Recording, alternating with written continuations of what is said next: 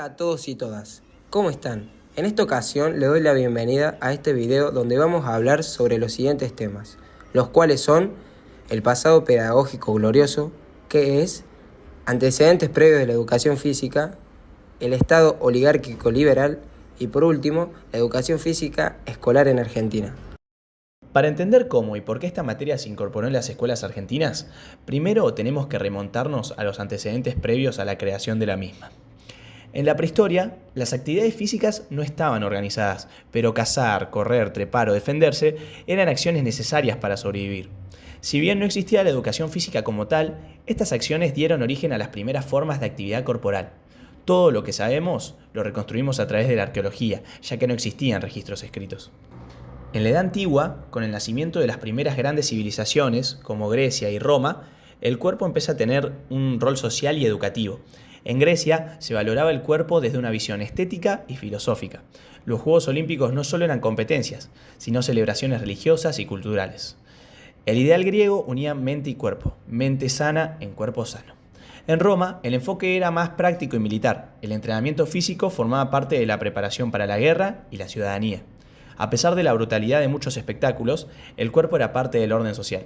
Estas civilizaciones dejaron un legado en cuanto a la organización sistemática del ejercicio físico. En la Edad Media, la Iglesia Católica se convierte en la institución más poderosa y comienza a controlar todos los aspectos de la vida, incluida la educación. Las prácticas corporales, que antes eran valoradas, ahora son vistas como peligrosas o pecaminosas. El cuerpo se vuelve sospechoso, se lo asocia con el pecado, con lo pagano y se lo reprime. Se promueve el ascetismo, el sacrificio físico, la disciplina del alma y el alejamiento del placer. En este contexto, el alma pasa a ser lo esencial y el cuerpo pierde valor pedagógico. Esto provocó un retroceso importante en el desarrollo de prácticas físicas con fines formativos.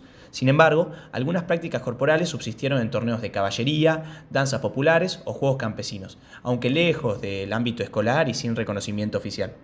La Edad Moderna sitúa sus comienzos con la caída de Constantinopla en el año 1453 y culmina con el proceso revolucionario iniciado en el año 1789 que se denominó Revolución Francesa, el cual implicó un movimiento político, económico y social que marcó el fin del antiguo régimen.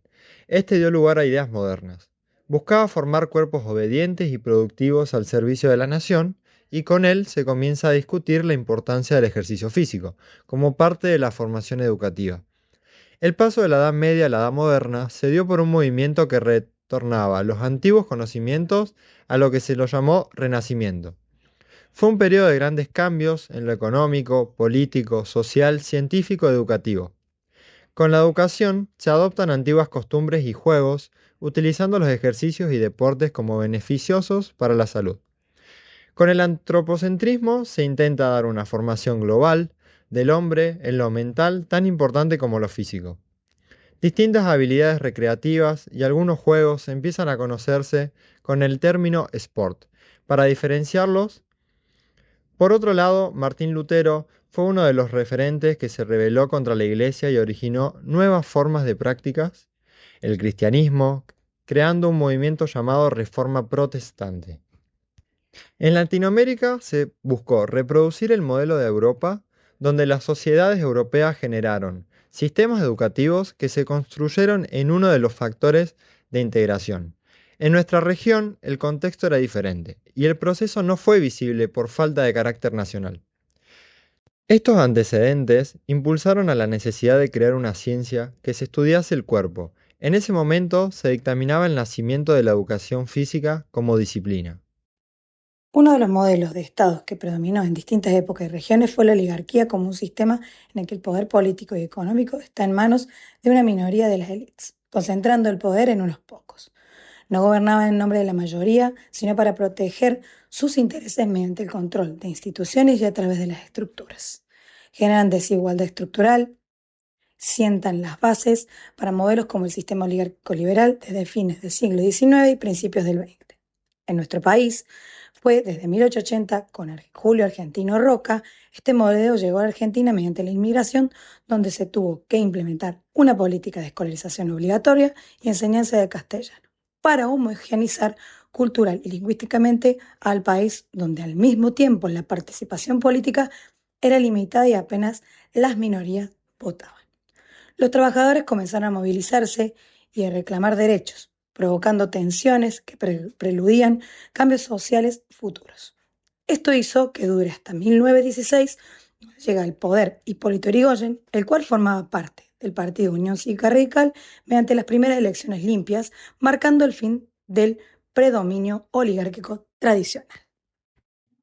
La educación física como disciplina escolar en Argentina, en un contexto atravesado por grandes transformaciones sociales, políticas y pedagógicas de origen europeo, fue fuertemente influenciado por el positivismo, una corriente filosófica que valoraba la ciencia y la razón como únicas formas válidas de conocimiento. El normalismo fue el modelo de formación de docentes que promovía una enseñanza basada en el orden, la moral y la disciplina.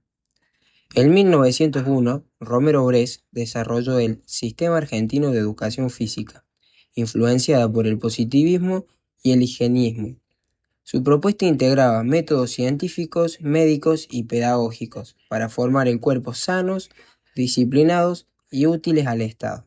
Buscaba profesionalizar la enseñanza física en escuelas normales y fue clave en legitimizar la educación física como asignatura escolar dentro del modelo educativo moderno. Este sistema fue basado en métodos gimnásticos europeos, entre ellos el método alemán, el cual era una gimnasia militarizada, con ejercicios ordenados y enfocados en la fuerza. El método sueco, más científico y médico, centrado en la corrección postural y la salud. Y el método francés, que introdujo aspectos rítmicos y lúdicos, todo en función de una idea de salud pública y productividad. La educación física no como una simple clase de movimiento, sino como un caso de disputa donde se juegan saberes, poderes e identidades corporales. Conocer su origen nos permite repensar su rol en la escuela de hoy y recuperar su potencialidad educativa más allá del movimiento.